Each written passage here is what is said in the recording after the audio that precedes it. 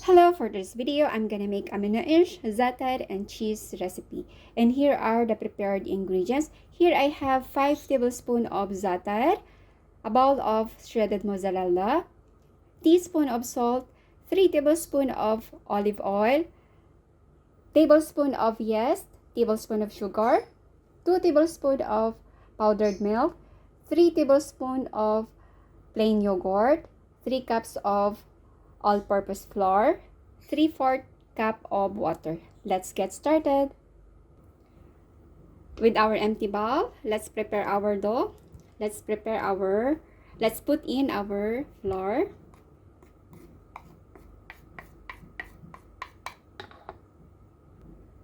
Add our yeast or sugar,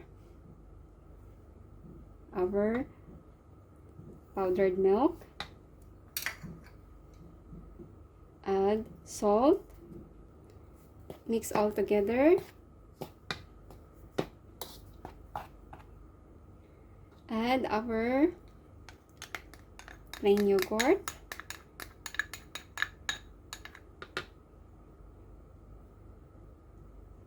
our olive oil, mix them all together. And while mixing, let's put our water slowly. It should be warm.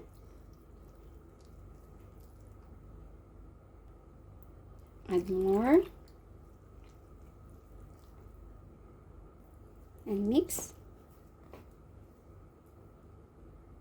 And add the remaining water slowly. And add all the remaining water. Mix.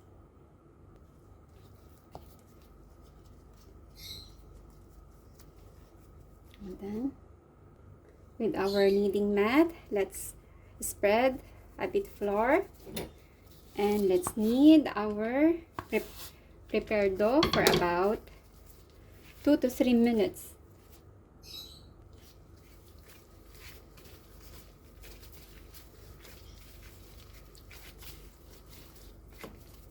The dough should not be sticky.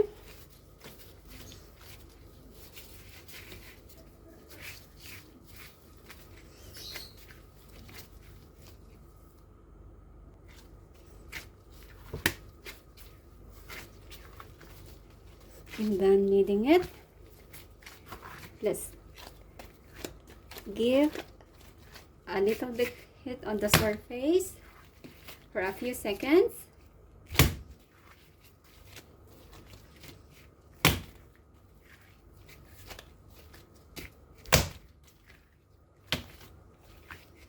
And again, and again,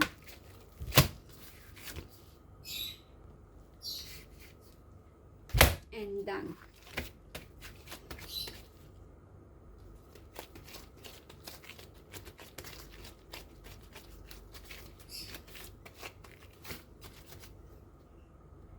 With the same bowl, let's spread under some olive oil, a bit of olive oil, and put back in our dough. Let's cover with clean towel to rise for about 1 hour or until it double the size. And put it in a warm place. And after 1 hour, let's check our dough, and it's already double the size. Let's pop up.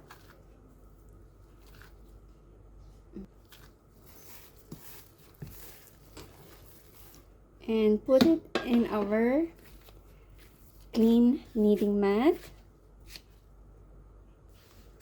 And let's make a log shape. Done. And using our knife, let's cut it into 4. Let's divide it into 4.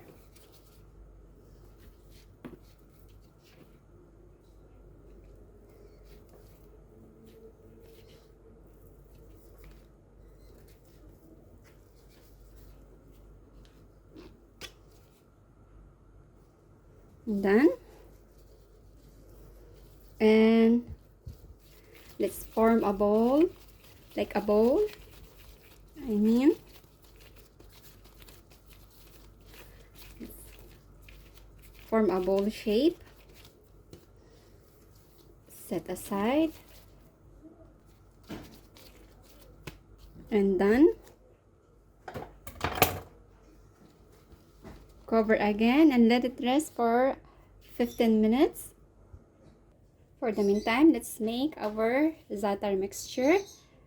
With our zaatar, let's add 5 tablespoons of olive oil.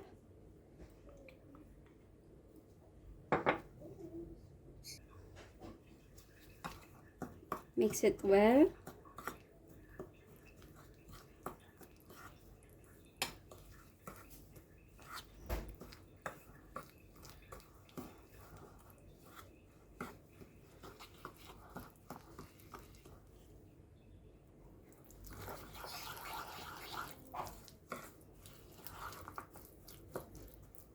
And done.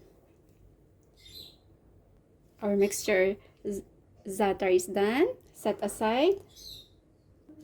And after 15 minutes, let's take 2 bowls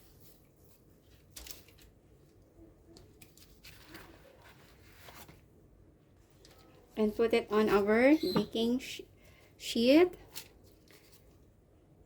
Let's make a bowl shape, I mean a circle shape, using your hand. And done. Let's do the second one, the same process, using our hand. Make a circle shape.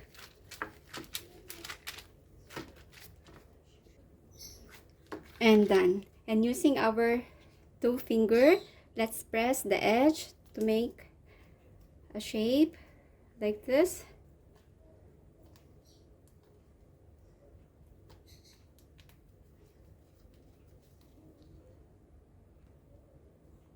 And done.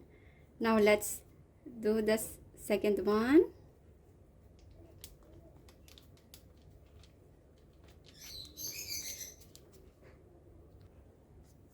And done. Let's add our shredded mozzarella.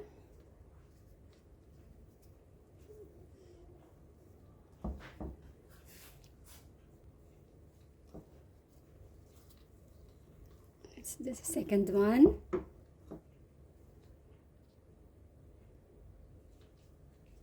And done.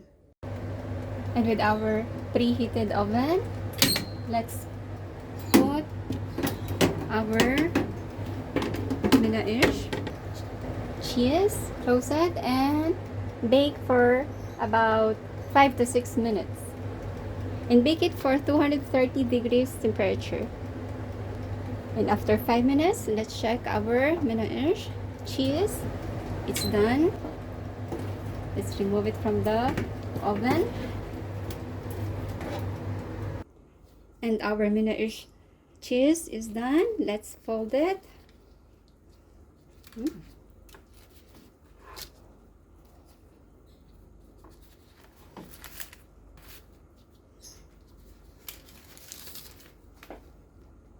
Let's wrap it on our sandwich paper.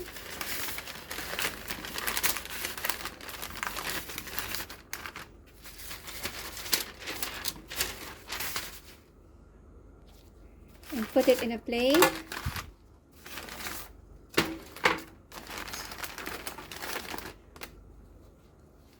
Cover it to keep our Manakish soft. And now let's do our 2 remaining bowls. 2 bowls for our zaatar. The same process. Let's do a circle. And let's put our zaatar mixture.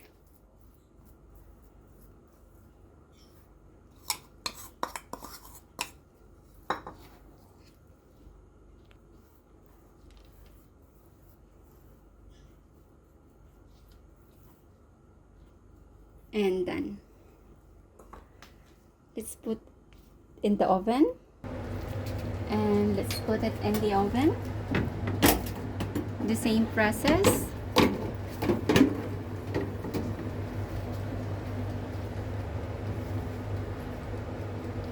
Bake for about 5 to 6 minutes. And after 5 minutes, our Manakish zatar is already done. And our Manakish zatar is also done. Let's fold it.